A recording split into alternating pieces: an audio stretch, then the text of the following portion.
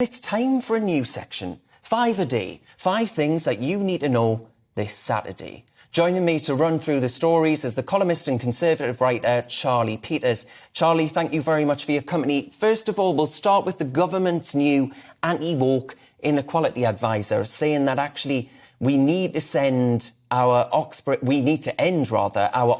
fixation to actually ease social mobility. What did you think about that? Strange comments. I think we should be very proud of the best universities we've got. And I think there is, of course, an excessive focus on certain universities.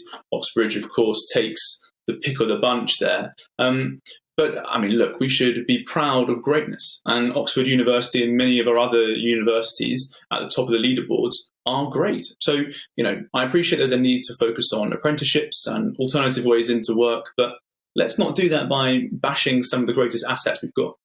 Yeah, indeed. I think that's right. And you could argue, of course, these once august institutions are probably debasing themselves, Charlie, without some new social inequality advisor actually coming along and doing it for them.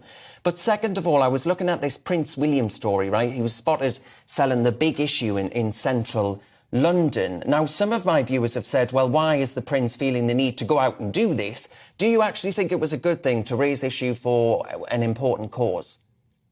Absolutely. And this is, I think, precisely the kind of behaviour that we actually want to see from our working royals.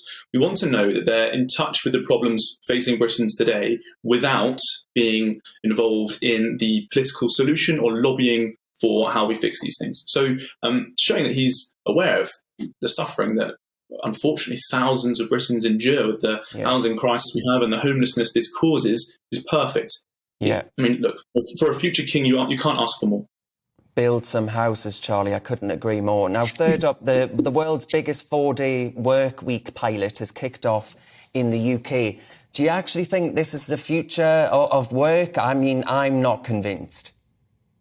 I would love to live in a world where 4 days is just as productive and earns you just the amount of money as 5 days. But I think we are several decades away from that. Real wages are set to be the same in 2026 than they were in 2008. The OECD is saying that Britain's going to have a 0% economic growth next year. I would love to work less and earn more, but Britain's economy isn't growing. And it's, I think, not a good idea to work less when your economy is stagnant and there's so much more to do. Exactly. Fourth then, Charlie, you are someone who I think it's safe to say is proud to serve under the banner of Her Majesty's Armed Forces, for example. But how do you actually feel about Prince Charles's comments on Rwanda? Are you worried, as someone who is naturally in favour of the monarchy, are you worried that it sort of demystifies that magic of monarchy? Yes, I think we were just talking about Prince William being involved in issues without being involved in policies, and Prince Charles goes too far the other way.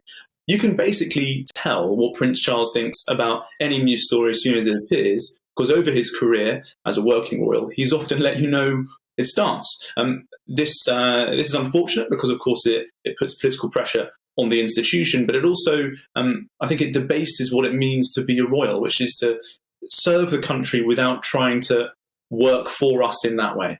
Yeah, and just finally, the Tory MP Heather Wheeler has described Blackpool and Birmingham as god-awful. She later apologised. I mean, can people not make jokes? It strikes me that this wasn't meant to be taken so seriously. But of course, Twitter.com has exploded like you wouldn't believe. Yeah, the same people who are, I think, haranguing her and going insane over these comments will also in the same breath say something like, oh, I wish our politicians were more honest and spoke more freely. But we're completely visceral and aggressive when it comes to any political statements. Anyone who tries to show a bit of character, a bit of humour, a bit of fun, quite frankly, we just attack them so strongly. And so you can't have it both ways. If we want our politicians to be more like us, more loose and more fun, then we need to also show them, a little bit of caution in how we respond to them, trying to be a bit more entertaining. Well, indeed. But as soon as Heather Wheeler comes for Durham, that's it. I'm on Twitter.com quicker than you can say I don't know what. But that was the Conservative writer and columnist Charlie Peters taking me through my 5 a day. Thank you very much.